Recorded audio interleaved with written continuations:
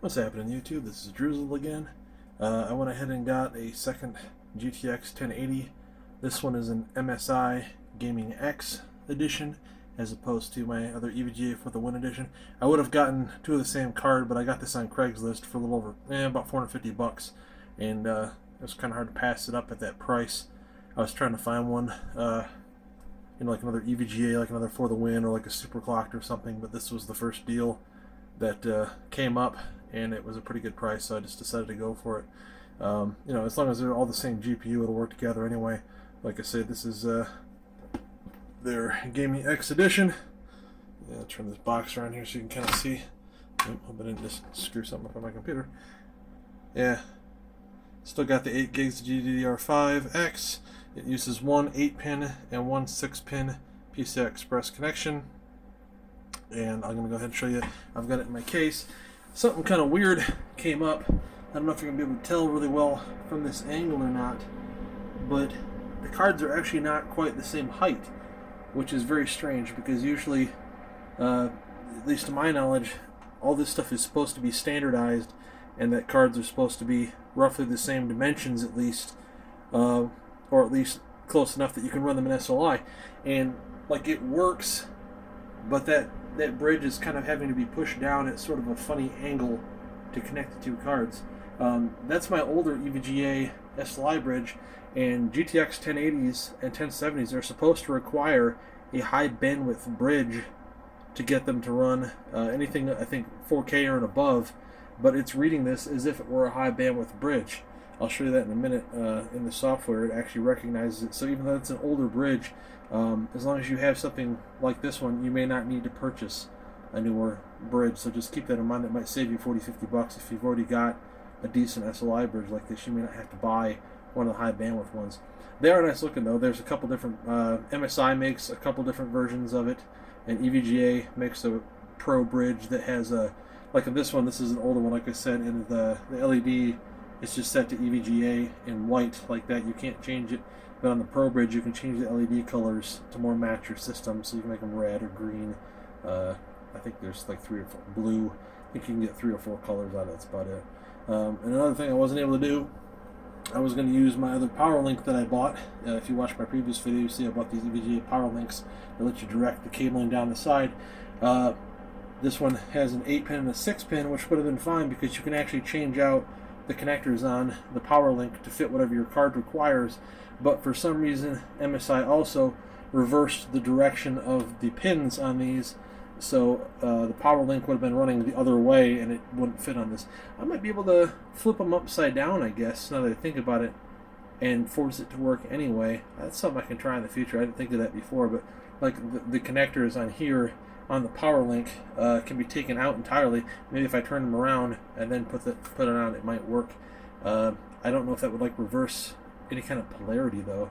Probably a little risky. Something to try if I feel like being dangerous though.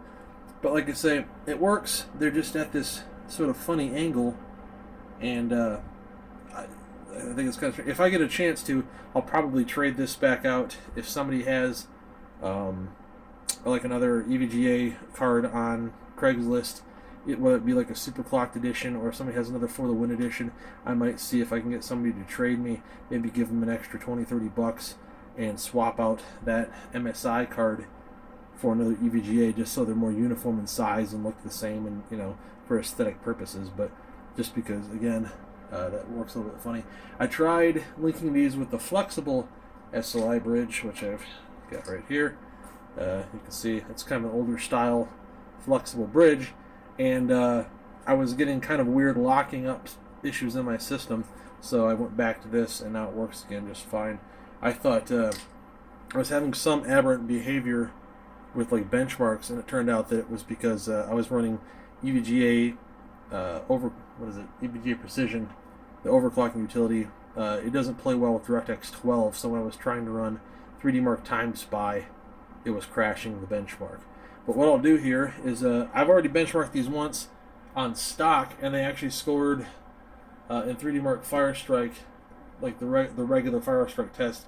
It got like 27,400, which is higher than the original 1080s I used to have. It's quite a little bit higher than those, and it's like 1,000 points higher in stock than those 3 Furies were overclocked. Those R9 Furies I had in 3-way Crossfire. So these are pretty fast little cards. Witcher 3, I'm getting like 110 to 120 frames a second pretty much all the time at 3440 by 1440 resolution. Skyrim with the mods and so forth, I'm getting about anywhere from like 75 to 90 up to 100 frames a second, and that's at stock frequencies. Those are not overclocked. So let me move this box out of the way here, and I'll show you what we've got up here real quick before I start up a benchmark. You can see it's reading SLIs enabled, 2 GPUs, and it says they're high bandwidth. So if you don't have a high bandwidth bridge right here, it'll mention like that high bandwidth not enabled, and then you'll get like a little pop-up message down in the bottom of the corner, you know, in your little system tray that tells you like SLI is enabled but could perform better if you had high bandwidth bridge. So it definitely is reading that standard older Pro bridge as if it were a newer Pro high bandwidth bridge. So you may not have to buy a better bridge if you don't want to. EVGA Precision reads both cards. The MSI card is a little bit slower. I think it's like 40 megahertz slower out of the box than the EVGA, but they're fairly similar and they run together just fine. I will do regular Fire Strike here. I'll load that up. I want to see if it's going to crash out with an overclock or if it's going to work. I was playing Watch Dogs 2 for a short while yesterday to see how it ran, and I had a crash in that when I was overclocked, but I can't be sure if it's just like the game had a problem at a certain point of the game or if it was because the system was actually overclocked. After setting it back to default, though, I did not have another crash, so I mean that's not definitive, but it's possibly related to it. This always takes a while to load for some reason. Let's see if it crashes or if it works correctly. It was getting well into the 200, like the mid 200 frames per second range on this yesterday at stock. I'm kind of curious to see how it does with this mild overclock. I think I have a overclock of around 75 hertz core and like 100 hertz memory right now. And you can see like the frame rate is getting up into the well, it's hanging around 200 at points. A second ago I think it was about 240. Let's see if it yeah, there you go. Got up like 250 for a second there. So it's zipping along here. I'll pause this for a second because these tests all take about like 5-6 minutes to run through, and then I'll show you the result when it's done. Be right back. Well, I don't know why. For some reason, sometimes like I'll overclock, and even though it's clearly getting a higher frame rate, it'll throw a lower score. Like I say, now it's only getting 26,500, which is still a good score, but it doesn't make sense. It was definitely getting a higher frame rate than it was the last time I ran the test at stock, and yet somehow it gives me a higher score at stock than it does overclocked. I don't know what the deal is with 3D Mark. Sometimes it's squirrely like that, but it was getting, like I say, all the way up to like 250 frames a second in that initial test. So I mean, it's still doing fine. I just don't know quite why 3D Mark does what it does with your score. Kind of peculiar behavior. I can load up Witcher 3 real quick.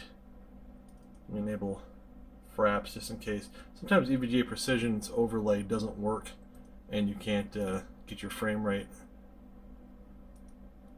on there. But let's load this thing up real quick. Hopefully it'll cooperate. I have weird issues sometimes with getting this game to load.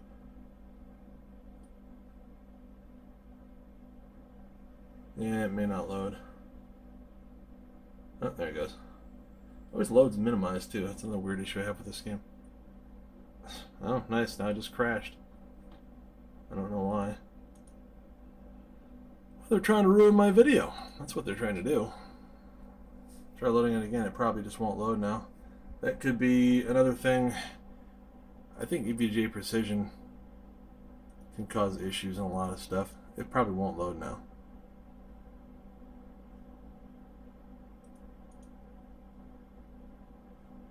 Yeah, and it won't even let me close EVGA Precision now. Why is it doing that? Like I've closed it and then it comes back. Alright, that's what it was. Well, it won't let me load the game now. it just does this crap where it loads the process and won't load the actual game. Witcher 3 has done this since it came out, and they've never bothered to fix whatever problem this is with their game.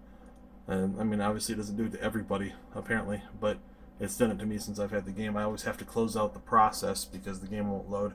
So that didn't help. The Forest ran really well. I don't know if anybody that watches my videos has played that particular game, but it's getting up to like 120 frames a second. Other games, what other games have I tried? GTA 5 getting like 100 frames a second. At the, again, 3440 by 1440. I haven't tried out 4K again yet. I'm thinking of hooking them up to my my HDR 4K Sony here pretty soon, and seeing, you know, how well games are going to run in 4K. It's only a 60 hertz, of course, so it's, you know, you can use fraps or whatever to tell what your frame rate is, but I'm not going to see anything beyond the 60. But I guess that's the best I can do. I wanted to show Witcher 3 frame rates. Like I said, you just have to take my word for it. That it's getting anywhere from like 95 to 120, though. Freaking excellent frame rate. Eventually, what I may do later this year, I know that Asus and I think Acer have plans to release these 4K. I can't remember if they're 100 hertz or like 144 hertz they're supposed to be, but they're going to use DisplayPort either 1.3 or 1.4, which I believe that GTX 1080 has 1.3 or maybe 1.4 ports, and they're going to be like 4K, 100 or maybe 120 hertz. They're going to be what is it? Quantum dot like this. There'll be a VA panel like this, and there'll be G-Sync. And you know, I love this monitor, but I may have to get one of those. The only thing is, though, is I think they're going to be 27 inches, and you get used to 34 inches. You don't want to go to a 27-inch monitor. They just seem so small by comparison. But a lot of times there'll be like an initial release of like a 27-inch, and then they'll come out later with like a 30 or a 32-inch. So what I'll probably do is wait and see if they do that for a little bit. I think the prices on those monitors are going to be nuts too, and so I'm going to want to wait a little bit. But I can probably try to get this one. Oh, probably sell it off, or maybe try to trade it and see if I can get one of those when it comes out. Maybe what I'll do is wait till the beginning of next year, after they've been out for a little bit, and maybe the prices will drop by, you know, $100 or something, and wait till I get my bonus check at work and then pick one up, and then just sell this for $700 or something like that at that time. You know, I get a year and a half use out of it. But I appreciate people watching. This is Drizzle. If you like this kind of content with hardware or PC gaming of any kind, please click the like and or subscribe button. Appreciate everybody watching. Thanks and have a great day. I'll be sure to post something again soon. Bye.